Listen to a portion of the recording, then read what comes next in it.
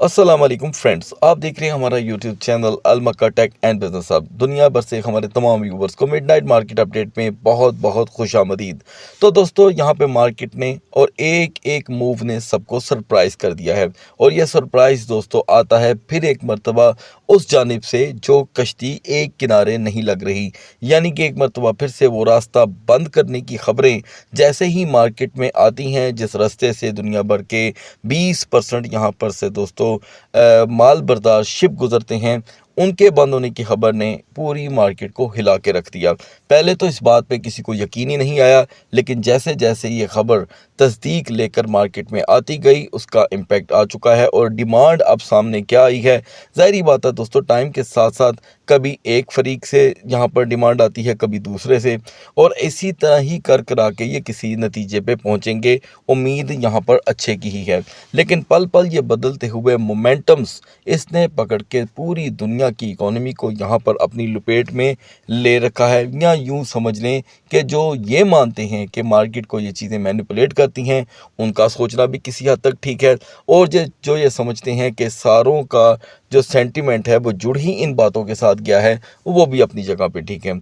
लिहाजा दोस्तों, ये अब हमें एक नई न्यूज़ जो देखने को मिली वो ये है कि ईरान ने जैसे ही स्ट्रेट ऑफ हॉर्मुज़ को बंद किया, तो साथ उसके उन्होंने एक यहाँ पर एक समझ लें कि डिमांड रखी कि हम अब इसे तभी ओपन करेंगे जब ब्लॉकेड जो रास्ते ब्लॉक हो रहे हैं दूर दराज हॉर्मुज़ के करीब, उनको जब तक खोला नहीं जाता इसे बंद रखा जाएगा। इस दरमियान और भी काफ़ी नेगेटिव खबरें हैं, लेकिन मैं उस तरफ जाना नहीं चाहता क्योंकि इतना ही काफ़ी है और इसी ने ही मार्केट को इस वक्त किया है डैमेज।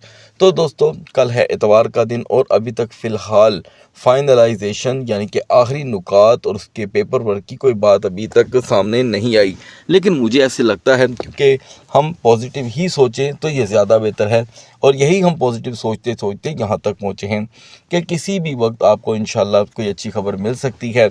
और ये है कि इससे पहले पहले किसी चीज़ को भी परमानेंटली सोच बना लेना, ये हमाकत को यहाँ पर हाईलाइट करेगी।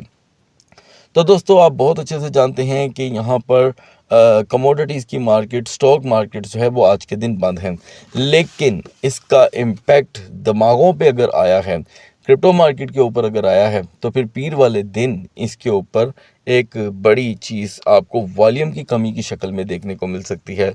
लिहाजा अभी पीर को बहुत वक्त पड़ा हुआ है, कल का संडे बहुत ही इम्प्रेसिव होगा। और मैंने आपको फ्राइडे क्लोजिंग से भी पहले बता दिया था, शायद फ्राइडे के सुबह के सेशन में आपको बता दिया था कि ये सैटरडे और संडे आम सैटरडे और संडे जैसे नहीं होंगे। बढ़ते हैं मार्केट की तरफ। तो guys, now we are in the market और यहाँ पर एक इम्प्रेसिव किस्म का वॉल्यूम मार्केट से कम हुआ है और हम 2.72 से गिर के 2.64 पे आए हैं।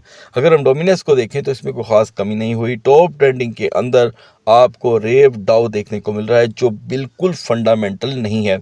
इस तीनों की लिस्ट में सिर्फ बीटीसी दोस्तों फंडामेंटल है जो 2% की कमी शो कर रहा है। अलबत्ता ये भी याद रखें कि इसने 6.5% का पूरे वीक में हाई भी दिया। किसने? बीटीसी ने। I am not talking about to rev Dow. तो दोस्तों, रेव डाउ इस वक्त मार्केट में इंतहाई बदहाली का शिकार, जिसने आज $25 का हाई लगा के 4.70 तक का लो यहाँ पर शो कर दिया है। तो एक बात अपने ज़हन में रखिएगा, मैंने आपको पहले से ही अपडेट कर दिया था कि रेव डाउ इज़ नॉट फंडामेंटल। इसका मार्केट में फंडामेंटलिज्म से कोई दूर दूर तक ताल्लुक नहीं है। तो दोस्तों, बीटीसी ने आज के दिन जो अपना वॉल्यूम शो किया है वो भी बहुत इम्प्रेसिव है, क्योंकि आगाज़ सुबह में हम 76,880 पे थे। कुल मिलाकर के हमने जो लो देखा 76,880, तो अब इस वक्त हम हैं 75,735।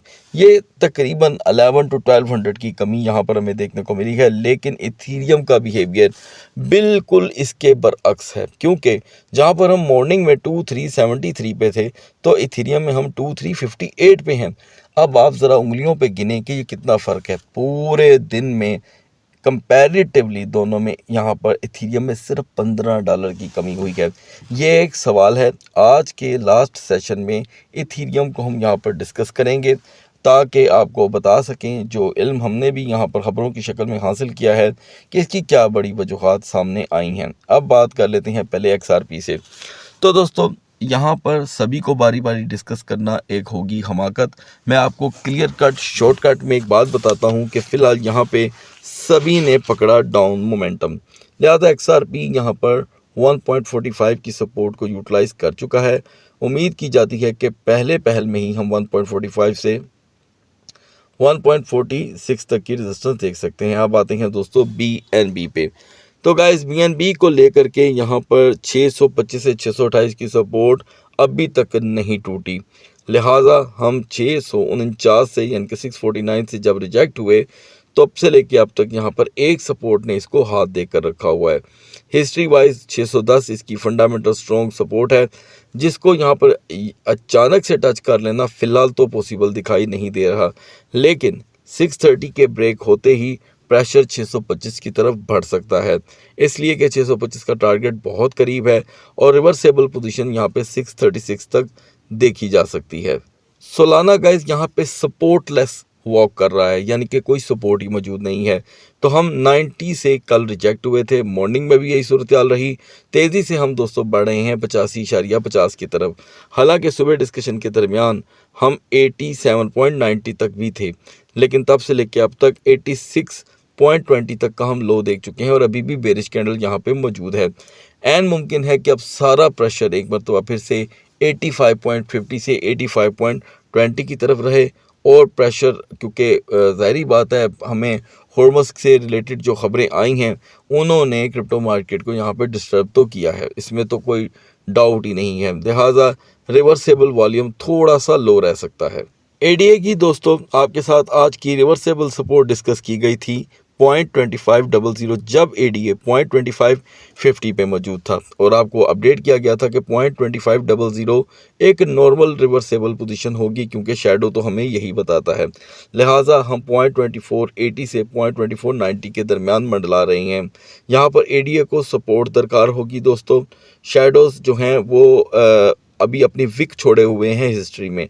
अगर यहाँ पे सेम पैटर्न बन भी जाता है तो 0.2455 तक का मज़ीद लो लेवल ADA आपको दिखा सकता है। पोजीशन में अभी इतना दम है कि ये 0.2520 0.2528 तक की रेजिस्टेंस को हासिल कर ले। बहुत ही जल्द दोस्तों यहाँ पर BCH ने रिजेक्ट कर दिया है 452 और 453 को, और बहुत ही आसान लग रहा होगा आपको यहाँ पर, क्योंकि इसने ज़रा सा भी सपोर्ट बनकर इसका साथ नहीं दिया इस मोमेंटम ने। तो स्ट्रगलिंग जोन अभी फ़िलहाल ये बनी है, बहुत जल्द ही ये 450 से हाथ धो बैठा और प्रेशर इस वक्त दोस्तों तेज़ी से 440 की तरफ है। चेन लिंक जो मॉर्निंग में दोस्तों पहले से ही 9.49 से 9.55 के दरमियान रोटेट हो रहा था, आपको अपडेट किया गया था कि इसमें अभी भी इतनी कैपेसिटी है कि ये मज़ीद 10 सेंट तक की कमी यहाँ पे शो कर सकता है। तो दोस्तों हम 9.52 से लेके 9.49 से गिरे हैं और 9.40 का लो, क्या हम तो 9.34 का भी लो देख चुके हैं। अभी भी यहाँ पर बेरिश कैंडल का फेस इतना ज़्यादा हैवीली डाउन साइड पे है कि हमें यहाँ पर सपोर्ट ना मिलने की शक्ल में हम 9.20 से 25 का मज़ीद लो लेवल यहाँ पर देख सकते हैं। बिटटाओ की दोस्तों यहाँ पर हुई है बस पड़ी हुई, कैसे कि हम 252 से गिरते हुए 245 तक आन खड़े हुए हैं। हालांकि देखा जाए ये गिरावट कदरे स्लो है जिस तरह के इसके पिछले दिनों के हालात थे उसकी निस्बत, लेकिन फिर भी पिछले 24 घंटों में 5.76% तक की कमी बिल्कुल हैरान कुन है, क्योंकि टाओ जो है वो फंडामेंटल स्ट्रॉन्ग कॉइन है और अभी भी मैं आपको बता दूं कि कोई ख़बर टाओ से रिलेटेड नहीं मार्केट में मौजूद। हम अपनी सेफ जोन में बिल्कुल भी एंटर नहीं हो पाए, हम 264 से ही गिर रहे हैं, 48 घंटे होने को हैं और अब यहाँ पे प्रेशर जो है वो 245 को ब्रेक करने को तैयार है। एंड मुमकिन है कि मार्केट इसकी 241 से 248 के दरमियान ही रोटेट हो, क्योंकि हिस्ट्री वाइज 238 इसकी वीकर जोन है। तो दोस्तों ऑन डिमांड यहाँ पे मैं यूनिस्वैप को ऐड कर रहा हूँ व्यूवर की जानिब से, और व्यूवर की बेहद डिमांड थी। अगर आप चाहते हैं कि आपके बतलाए हुए टोकन को भी एनालिसिस में ऐड किया जाए तो आप कमेंट सेक्शन में बाकायदा तौर पे लिख सकते हैं सिर्फ उस टोकन का नाम, और हम पूरी कोशिश करेंगे उस टोकन को यहाँ पे डिस्क्राइब करने की। लिहाजा दोस्तों हम 3.58 का हाई देख चुके हैं। तमाम व्यूवर्स को इसके ऊपर एक कंप्लीट तजिया प्रोवाइड किया गया था कि यहाँ पर इसकी मैक्स पावर 3.45 तक की देखने को मिल सकती है। फिलहाल 3.58 एक बेहतरीन प्रोडक्शन रहा इसका। अब 3.35 इसकी सपोर्ट बनने की कोशिश कर रही है, जो मुझे लगता है दोस्तों कि अगर यहाँ पर कोई विक मज़ीद डाउन कर गई तो हम 3.30 तक का मज़ीद यहाँ पे 6 सेंट का यानी कि लो देख सकते हैं। और बाउंसिंग एरिया 3.40 से 3.47 तक भी रह सकता है, क्योंकि यूनिस्वैप की हुई है यहाँ पर ताज़ा रिकवरी। अब बढ़ते हैं BTC और इथेरियम के कैंडल चार्ट की तरफ। तो guys now we are on the chart of BTC और यहाँ पर BTC ने फाइनली 77,000 को आसानी से तोड़ा। और आपको अपडेट किया गया था कि अगर 77,000 यहाँ पर ब्रेक होता है तो कैंडल चार्ट स्टडी ने जहाँ पर इतना बड़ा गैप छोड़ा है कैंडल में, वहाँ पर 76,000 का लो तो एक नॉर्मल लो होगा। ये आपने ज़रूर सुना होगा कैंडल चार्ट स्टडी के दरमियान। और अब हम 75,500 तक पहुँच चुके हैं, यानी कि 77,000 में इतनी जान थी कि उसके ब्रेक होने पे गेम पलट गई। और अब ये सूरत हाल आपके सामने है। लिहाजा गाइस ये कुल मिला करके 2200 तक की कमी हुई है फ्राइडे क्लोजिंग से अब तक। तो यहाँ पर BTC को जो ज़ेनी सबकत के तौर पे कोई सपोर्ट हासिल है वो 75,000 की है दोस्तों। 75,000 इसे अभी तक प्रोटेक्ट किए हुए है किसी भी बड़े नेगेटिव नैरेटिव से। ठीक है जी, नेगेटिव नैरेटिव तब क्रिएट होगा अगर मार्केट ने 75,000 को तोड़ दिया। सो हम अच्छा सोच लेते हैं। इसकी जो पॉजिटिव जोन है दोस्तों वो है 76,500 से 76,800। उससे पहले ना तो दोस्तों आल्ट कॉइन मूव करेंगे इवन के ना BTC। तो कल मार्केट का एक बड़ा इम्तिहान यहाँ पर हो सकता है और इसकी शुरुआत आज मिडनाइट से ही हो जाएगी, यानी कि जो वॉल्यूम्स होते हैं वो 4-4:30 बजे के करीब मूव करना शुरू कर देते हैं। इस दरमियान 4 घंटे के कैंडल चार्ट पे BTC को 2 घंटे की यहाँ पर सपोर्ट चाहिए। वेरी सिंपल, यानी कि अगर आप 4 आवर की कैंडल चार्ट को स्टडी करके मार्केट को देखते हैं तो पहले 2 घंटे ही इसके मुकद्दर का यहाँ पर करेंगे फैसला। बढ़ते हैं इथेरियम के कैंडल चार्ट की तरफ। तो गाइस इथेरियम के लिए सवाल ये पैदा होता है कि ये आज मज़ीद क्रैश क्यों नहीं हुआ, क्योंकि आज इसके डेवलपर की जानिब से बड़ी न्यूज़ ये देखी गई कि दोस्तों इथेरियम ने आज ही अपना एक और स्टेकिंग प्रोग्राम मार्केट में लॉन्च किया जो इसे मज़ीद क्रैश होने से बचा गया है। तो आप बहुत अच्छे से समझते हैं कि सुबह 2373 और इस वक्त 2352, ये तो बिल्कुल ही समझ से बाहर है।